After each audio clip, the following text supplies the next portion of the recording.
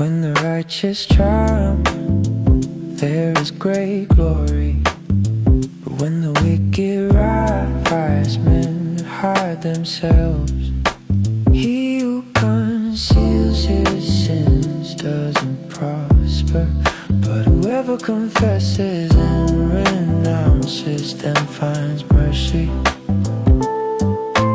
Blessed is the man who always fears, but one who hardens his heart falls into trouble.